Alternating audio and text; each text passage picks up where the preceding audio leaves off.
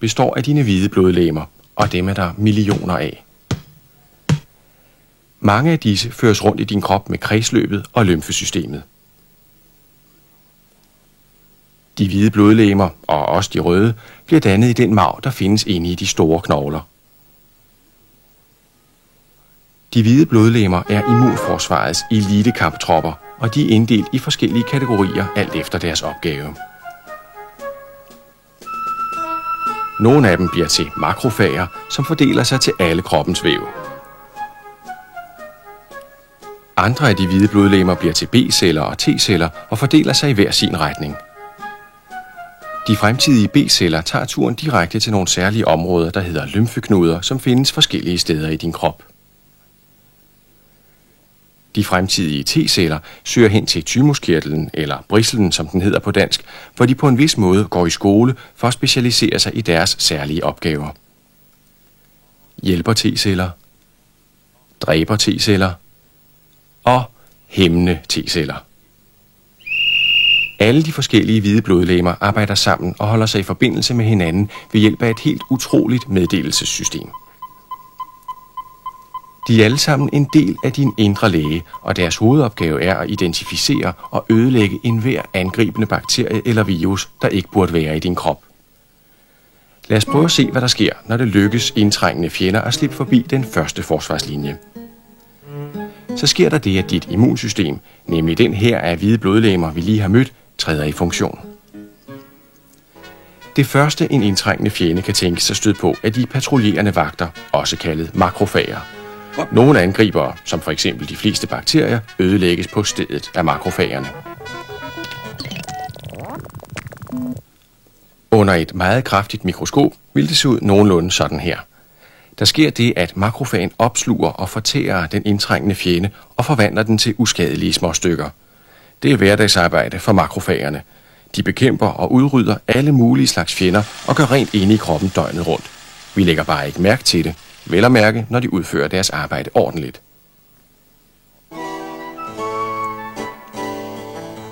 Nogle af de indtrængende fjender er dog så stærke, eller der er så mange af dem, at en masse makrofager bliver dræbt i kampen. For eksempel ved for meget cigaretrøg overmande makrofagerne og ødelægge dine lunger. Makrofagvagterne må indimellem også se i øjnene, at nogle fjender, som for eksempel visse bakterier, er for stærke for dem. Derfor sender de omgående bud efter forstærkning fra resten af immunforsvarssystemet. De hvide blodlegemer, der hedder hjælper T-celler, er de første, der kommer til hjælp. Det første, de gør, er at finde ud af, hvem fjenden er.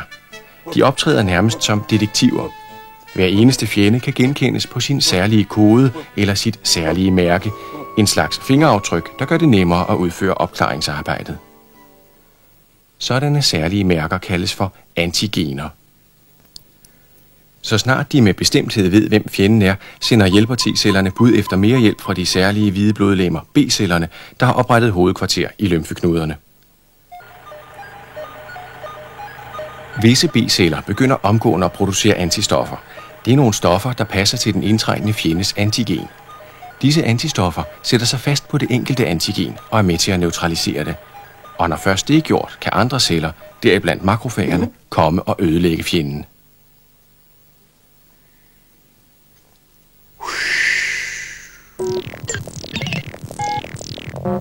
Gennem et kraftigt mikroskop kan vi se, hvordan det hele går til. Antistofferne sætter sig fast på antigenerne på de indtrængende bakterier, som på den måde bliver gjort forsvarsløse og nu er et let bytte for de tililende makrofager. Virus, som for eksempel dem, der er årsag til forkølelser, er mere snedige end bakterierne og vanskeligere at slippe af med. Virus overtager faktisk kroppens celler og deler sig inden i dem, og på den måde ødelægger de rigtige celler. Når det sker, sender vagterne bud efter forstærkning i form af dræber T-celler. Dræber T-cellerne dræber værtscellerne, altså de celler, der er blevet overtaget, plus den indtrængende virus. Antistoffer kaster sig over de virus, der prøver at undslippe, sådan at makrofagerne kan fortære dem. Og under vores mikroskop ser det ud til at være den samme gamle historie. Dræber T-celler arbejder sammen med antistoffer, der er produceret af B-cellerne og med makrofager, og den indtrængende virus ødelægges. Når forsvaret har vundet, og invasionsstyrken er blevet slået, træder endnu en del af holdet fra immunforsvaret, nemlig de hæmmende T-celler, i funktion for at afslutte kampen. Så rydder vores skraldemænd, makrofagerne, ud i affaldet, og alt bliver normalt igen. Bortset fra, at særlige huske-T-celler bliver i nærheden for at kunne huske den indtrængende fjendes fingeraftryk eller antigen. Så hvis en anden fjende af samme slags skulle vende tilbage, vil forsvarsholdet være i stand til lynhurtigt at slå igen, uden at spilde tiden og med langt mindre skader på andre celler. Det er det, vi kalder immunitet, det vil sige evnen til at modstå en bestemt sygdom. Selvom din indre læge reagerer forskelligt på de forskellige indtrængende fjender, består forsvarsholdet af de samme medlemmer, nemlig makrofagerne, hjælper T-cellerne, dræber T-cellerne, B-cellerne, de hæmmende T-celler og naturligvis huske T-cellerne.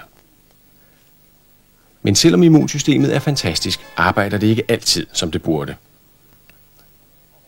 Sommetider tager det fejl og overfalder fredelige gæster, som for eksempel pollen eller den mad, vi spiser, hvilket kan give symptomer som hævelse eller kløe.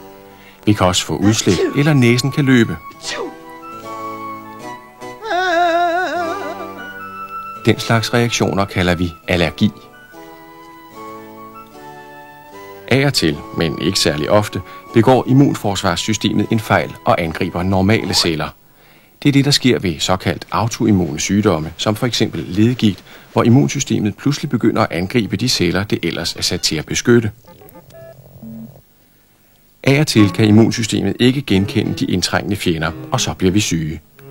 Forkølelses- og influenzavirus skifter udseende så tit, at makrofagerne har svært ved at genkende dem. Det samme kan ske med kræftceller. Kræft, også kaldet cancer, opstår, når nogle af vores normale celler pludselig forandrer sig. Sommetider sker det af naturlig vej, sommetider skyldes det giftstoffer i vores omgivelser.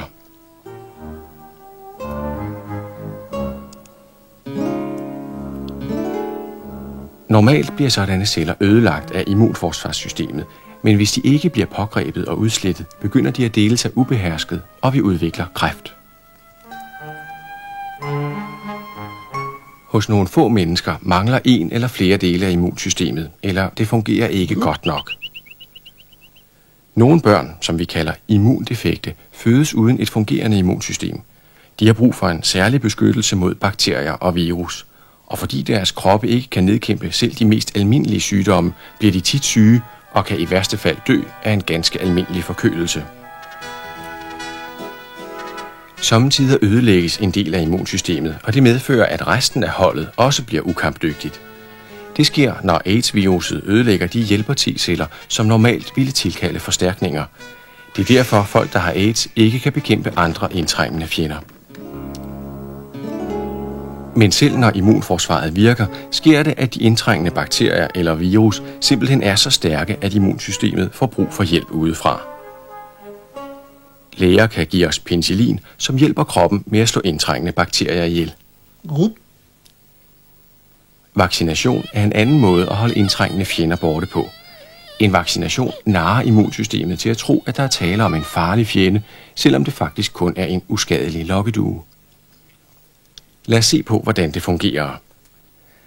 Der var for eksempel læger, der fremstillede en vaccine mod kopper ved at gå ud fra en anden, næsten identisk sygdom, nemlig kokopper, som gjorde køerne syge, men ikke menneskene. De to sygdomme så så ens ud, at selv immunsystemet lod sig narre. Når folk fik en dosis kokoppevirus, frembragte deres immunsystem det nødvendige antal antistoffer, og efter at kokoppeviruset var slået ned, var huske-T-cellerne parate, så hvis det pågældende menneske nogensinde igen fik kokopper eller kopper, kunne sygdommen nemt slås ned.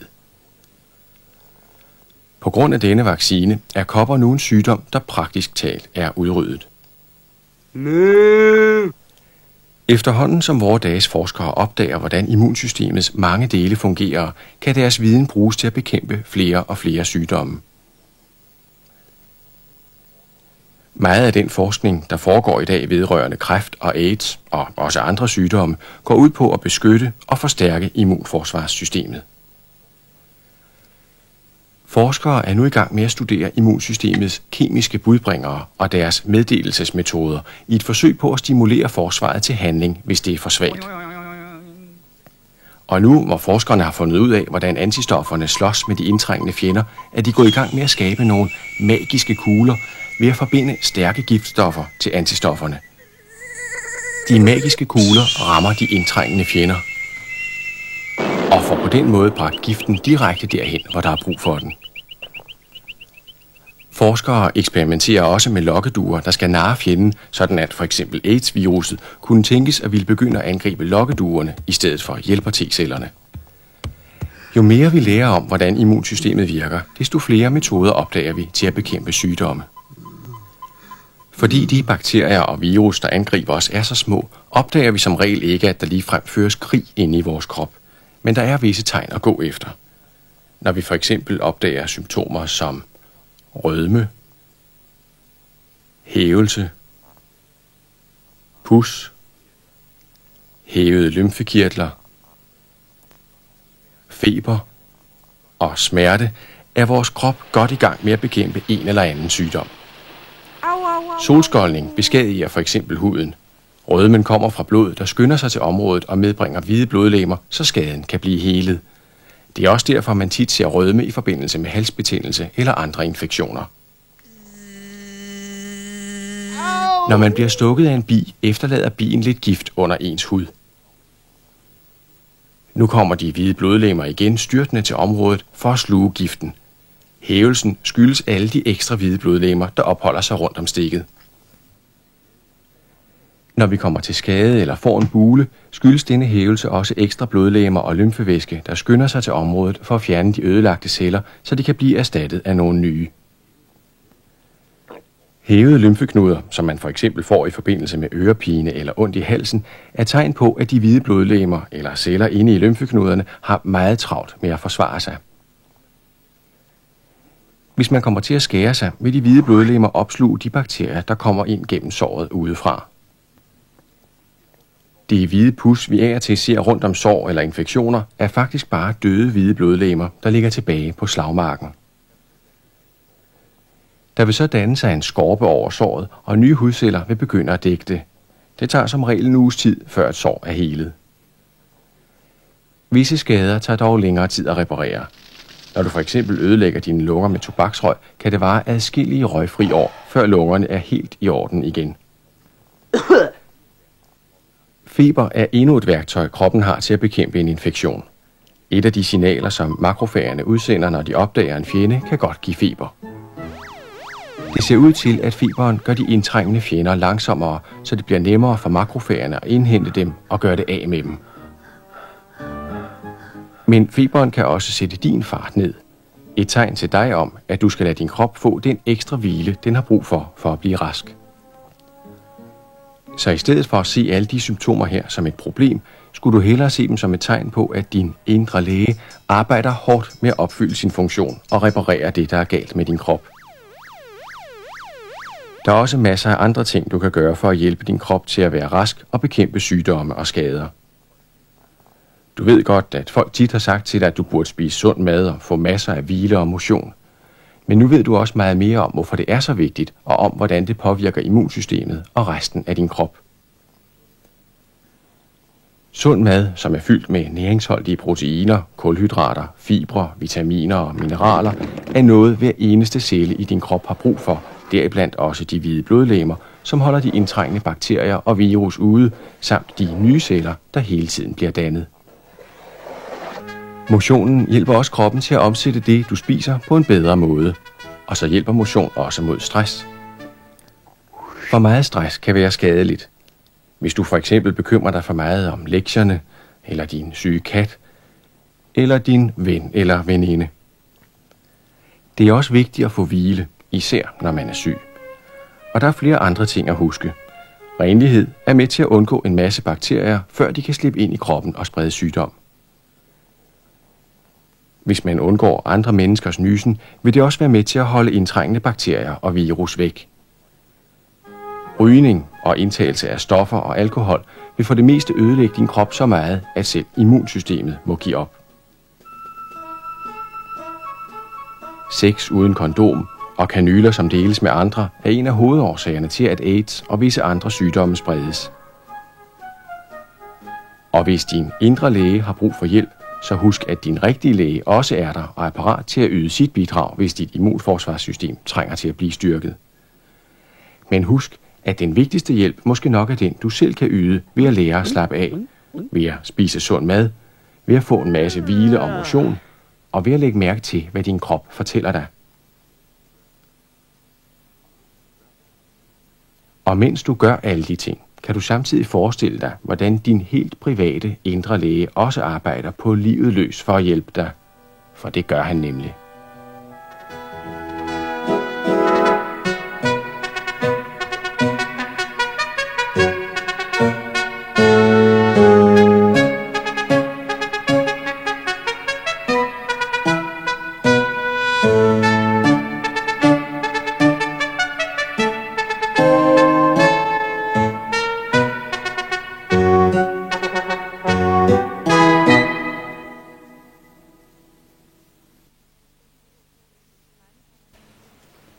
Tegnefilm er jo kun én side af virkeligheden, og der er sikkert ikke mange, der forestiller sig, at vi har små blå mænd løbende rundt inde i kroppen. Makrofagen, som i tegnefilmen var den lille blå mand her, så jo i virkeligheden ud som det store billede her. Og det var den celle, der var god til at ødelægge og ligesom spise fremmede virus og bakterier. Den virker ikke kun i blodet, men fungerer i hele kroppen. Makrofager farer rundt i kroppen og kontrollerer alt, både kroppens egne celler og fremmede celler, f.eks. bakterier og virus. De fremmede bliver opslugt af makrofagerne og ødelagt. Og makrofagerne har meget travlt. Makrofagerne her kan kende forskel på de fremmede bakterier og virus og så kroppens egne celler, på grund af det særlige mønster, der sidder i overfrakken på cellerne, som er forskelligt fra menneske til menneske, men også forskelligt fra det mønster, der sidder i overfladen på bakterier og virus. Når mønstret er et fremmed mønster, så bliver cellen angrebet af makrofagen og ødelagt. Men i nogle tilfælde, så kan de fremmede være for mange eller for stærke, og så får makrofagen hjælp af andre hvide blodlegemer, de såkaldte T-hjælperceller. T-hjælpecellerne så sådan her ud, ligesom alle de andre T-celler også gør. Men de forskellige T-celler har forskellige arbejdsopgaver inde i kroppen. T-hjælpercellen er dygtig til at aflæse mønstret på virus og bakterier, og kan så give besked til de andre celler i kroppen, nemlig B-cellerne. Og B-cellerne, de laver så en masse antistoffer. Man kan forestille sig, at sådan et antistof ser sådan her ud. Og antistoffet er lavet på så speciel en måde, at det nøjagtigt passer i overfrakken på netop det fremmede virus, for eksempel, der er kommet ind i kroppen. Der sætter sig ikke kun ét antistof fast, men mange antistoffer sætter sig fast rundt omkring på virus. Så er virus gjort svag, og så kan makrofagen lettere ødelægge det. Immunforsvaret kan også blive ødelagt senere i livet ved forskellige sygdomme. En af sygdommene er den, der hedder AIDS, som alle kender i dag. Ved AIDS sker der det, at der kommer lille virus ind i kroppen og går ind i T-hjælpercellerne inde i blodet. De ødelægger T-hjælpercellerne, og det var jo lige præcis T-hjælpercellerne, som skulle hjælpe makrofagerne med at forsvare kroppen mod virus og bakterier. Her har vi en T-hjælpercelle, og her har vi det lille virus, som kan give AIDS, HIV kaldes det. Inde i HIV, der findes der noget lignende det DNA, som er inde i cellekernen.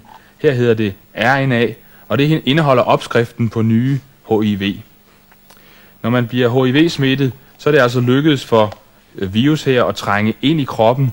Og af en eller anden grund, som man ikke kender til, så lykkes det også for HIV at trænge ind i T-hjælpercellen, inden det er blevet angrebet af immunforsvaret. Inde i T-hjælpercellen, der var jo cellekernen, som var cellens kontrolcenter for alt det arbejde, cellen laver. Men det var samtidig også det sted, hvor koden for dannelse af nye celler ligger, nemlig det, der hed DNA. Inde i cellen, der frigør HIV-virus nu sit RNA, og det trænger ind i cellekernen. Herinde bliver det så indbygget i cellens DNA. Der kan det ligge i masser af år, uden at personen er syg. Men personen kan smitte andre med HIV-virus, hvis denne her celle bliver overført til et andet menneske. På et tidspunkt kan der ske det, at cellen begynder at arbejde med den del af DNA, som oprindeligt kom fra HIV, og på den måde begynder den i virkeligheden at lave en hel masse nye HIV. De her HIV, de samles efterhånden i cellen, så den til sidst sprænger, og alle de her nye HIV, de bliver så smidt ud i blodet.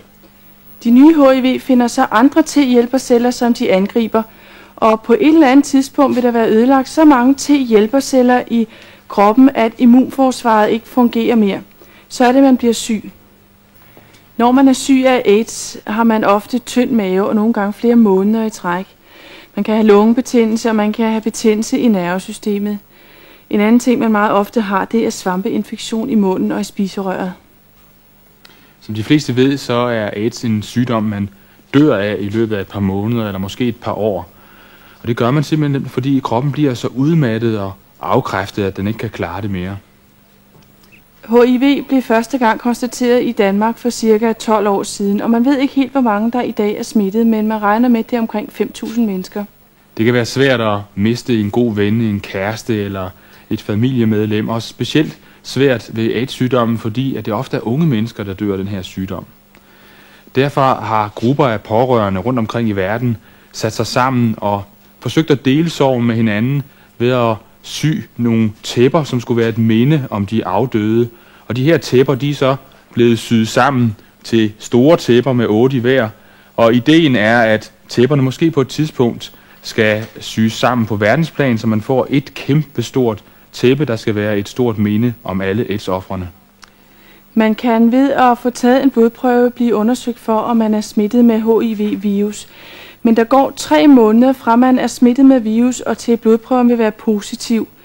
Og det betyder, at man kan faktisk aldrig vide, om den person, man er seksuelt sammen med, kan være smittet med HIV-virus, selvom personen er blevet testet for AIDS.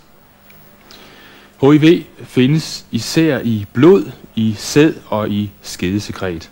Og derfor skal man især passe på ikke at blive smittet, når man har seksuelt kontakt med nogen, altså gå i seng med nogen. Det er der er den største risiko. Men der er også en risiko, hvis man får blod ind i sig fra en HIV-smittet person, for eksempel igennem større sår. Derimod så smitter HIV aldrig ved almindelig kropskontakt, altså hvis man rører ved en HIV-smittet. Og heller ikke ved kys, eller hvis man har rørt ved noget, som en HIV-smittet har rørt ved tidligere. Man skal altså undgå at få blod på sig fra en, der